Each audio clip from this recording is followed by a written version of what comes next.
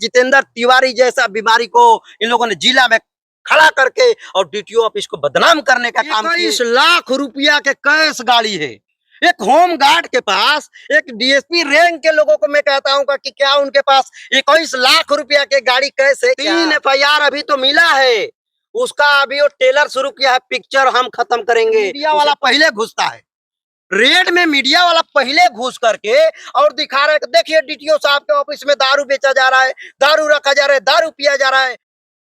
वो जितेंद्र तिवारी नहीं है, ये बक्सर जिला के नहीं, ये बिहार का बीमारी है।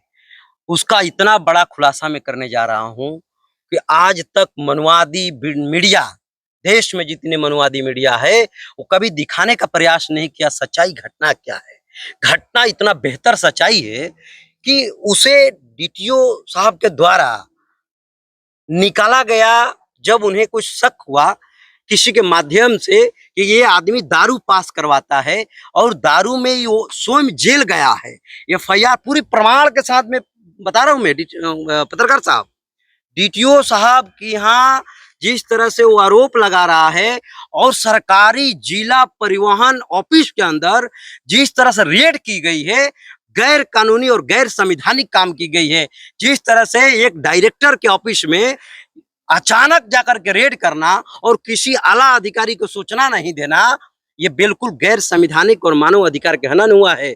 जिस तरह से ये जितेंद्र तिवारी नहीं है, जितेंद्र बीमारी है, बक्सर जिला का बीमारी, और जिस तरह से आ करके सोशल मीडिया पर और वर्दी में अपना ध्वज दिखाने का काम किया, वो बिल्कुल गैर कानूनी काम किया है। उसे माफ नहीं किया जाएगा। ये देश में लोकतंत्र है, ये देश में संविधान तंत्र है, ये देश में संविधान से ये देश चलता है। उसे जिस तरह से अपनी जात को आ करके और कहा कि एक पीड़ित मैं बोल रहा हूं, मैं जितेंद्र तिवारी बोल रहा हूं, मैं एक होमगार्ड, एक बक्सर जिला का मैं पीड़ित बात कर रहा हूं और मैं भ्रष्टाचार के खिलाफ आवाज उठाने के लिए मैं आया हूं, मगर वो आवाज उठाया नहीं। उसने सोशल मीडिया पर हीरो बनने का प्रयास किया, उसका पर्दा फास्ट में कर रहा हूं आपके चैनल पर। जिस तरह से उसने एफआईआर उस पर हुआ है दारू में, 2023 में 523 दारू में एफआईआर हुआ है। एक एफआईआर दारू पीने में, दारू पास कराने में, दारू पास कराने में ब्रिज के ऊपर दारू पास लगातार कराते रहा, मगर किसी ने नहीं शक में आया ये, क्योंकि वर्दी में था, किसी को शक नहीं हुआ करता था। जिला का होमगार्ड का वर्दी पहन करके और दारू जो बिहार में बैन है संपूर्ण रूप से, वो काम किया करता था। वर्दी के आड़ में 2 नंबर के काम किया करता था। कभी किसी ने जाति के आधार पर उसे पूछा और प्रश्न नहीं किया, क्योंकि पूजनीय तो ब्राह्मण जाति में, जिस तरह से तिवारी कहता है कि मैं पूजनीय हूँ, वो पूजनीय नहीं है। ये जितेंद्र तिवारी नहीं, बार बार मैं कहता हूँ कि बक्सर जिला का बीमारी है।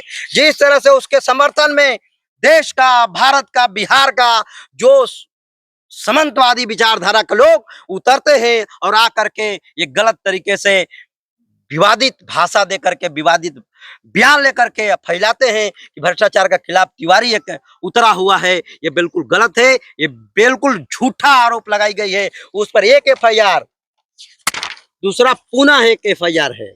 ये कब का एफआईआर है? दूसरा वो भी दिखा रहे हैं। हाँ, पुनः एक एफआईआर है 655-23 में पुनः एफआईआर एक हुआ है दारू का ही, यानी 2023 में 2 बार। हाँ, फिर एक एफआईआर हुआ है 2023 में पुनः 669-23। टोटल कितना एफआईआर हुआ? 3 एफआईआर अभी तो मिला है। उसका अभी वो टेलर शुरू किया है, पिक्चर हम खत्म करेंगे। उसे पता नहीं है देश में संविधान है और संविधान के तहत देश चलेगा, मनुवाद के तहत देश नहीं चलेगा। जिस तरह से एक सरकारी दफ्तर को बदनाम करने का काम किया है, सामंतवाद को बढ़ावा देने का काम किया है, बिल्कुल गलत है। जो दारू का एफआईआर हुई है इसमें स्पष्ट लिखा है पत्रकार साहब कि क्या कौन कौन सा दारू था। पूरा एक्सपायरी डेट रखी गई थी, पूरी षड्यंत्र डीटीओ ऑफिस को बदनाम करने के लिए, क्योंकि उसको एक ही गलती हुआ है डीटीओ साहब से, ये गलती उन्होंने कर दिया है कि अपना उन्होंने जब मालूम पड़ा तो डीटीओ साहब ने पत्र निकालते हैं कि आपको वहां पर ड्यूटी नहीं करना है, गोलंबर पर आपको ऑफिस में ड्यूटी करना है। बस यहीं से बात हुआ और यहीं से स्टार्ट हुआ, क्योंकि उसका आर्थिक डीटीओ साहब ने कमजोर करने का काम आर्थिक किए। अवैध वसूली। अवैध अवैध आर्थिक उसका पेट पर लात मार दिए ना डीटीओ साहब ने, पेट पर लात सैलरी मार। तो मिल ही रहा था ना। हाँ? सैलरी तो मिल सैलरी से नहीं चल रहा था साहब, उसी गोलंबर पर जहां वसूली कर रहा था गाड़ी पास करवा करके ये जितेंद्र बिमारी, उसी के बगल में करोड़ों का संपत्ति बनाया है, करोड़ों का संपत्ति। उसका ब्यौरा मेरे पास है, करोड़ों का संपत्ति है। एक होम गार्ड के पास करोड़ों की संपत्ति। अब एक और बड़ा खुलासा करते हैं, ये देखिए, ये गाड़ी लिया है 21 लाख रुपया के कैश गाड़ी है। एक होम गार्ड के पास, एक डीएसपी रैंक के लोगों को मैं कहता हूं कि क्या उनके पास 21 लाख रुपया के गाड़ी कैश है क्या बिहार में है? डीएसपी रैंक की बात करता हूं मैं, जो बीपीएससी करके डीएसपी होते हैं उनकी बात करता हूं। 21 लाख रुपया के कैश गाड़ी लिया है। कब लिए है? जितेंद्र तिवारी नहीं है, किस जितेंद्र वर्ष बिमारी। लिया है?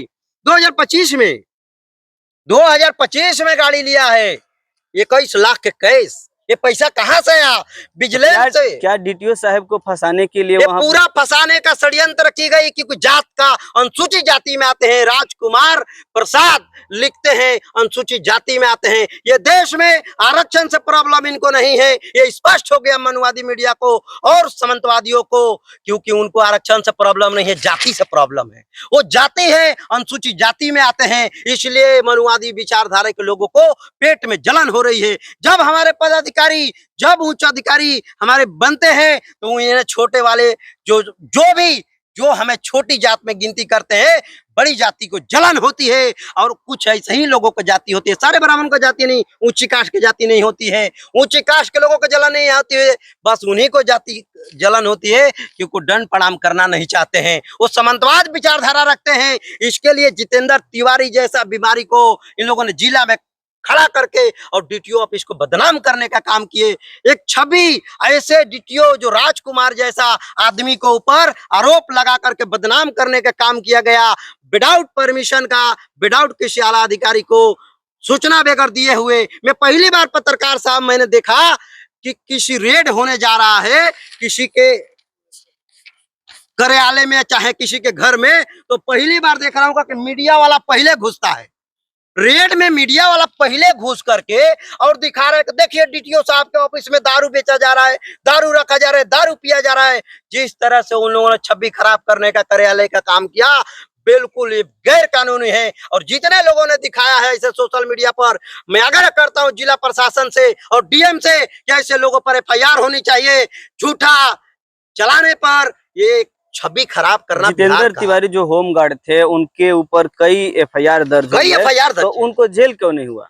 चार्जशीटेड वर्दी पर थे ना, वर्दी में इसने क्या किया कि पैसा दे दे करके पुलिस प्रशासनिक व्यवस्था में और पैसा दे देकर चार्जशीटेड नहीं हुआ है। इसमें अभी चार्जशीटेड नहीं हुआ है, ये केस में अभी चार्जशीटेड नहीं हुआ। 695-23 में चार्जशीटेड नहीं हुआ है और 669-23 में जेल गया है। ये जेल गया हुआ है दारू के मामला में। ऐसा लोगों को बढ़ावा देने वाले लोगों को मैं आग्रह करता हूं, डीएम से, बक्सर जिला के डीएम आप से। सर उसमें इंटरफेयर कर रहे हैं। मैं इंटरफेयर कर रहा हूं? अरे आप एक छवि खराब कर रहे हैं किसी व्यक्ति को और किसी कार्यालय को। सुशील पासी के जिंदे रहते हुए अगर किसी प्रशासनिक पर अगर गलत आरोप लगाई जाएगी तो सुशील पासी खड़े रहेंगे, सुशील पासी खड़े रहेंगे। ये मेरा आग्रह है जिला प्रशासन से, बक्सर जिला प्रशासन से, कि ऐसे लोगों पर एफआईआर करें और कड़ी से कड़ी कार्रवाई करें। और एक छवि खराब करना एक ऐसे पदाधिकारी को, ये बिल्कुल गैर कानूनी है। इस तरह के सोशल मीडिया पर छवि खराब करना, बिहार का एक छवि खराब करना बिल्कुल एक गैर, ये बुद्ध की धरती है, ये बाबा साहेब का संविधान की ये चलती है यहाँ पर। जय भीम, जय भारत।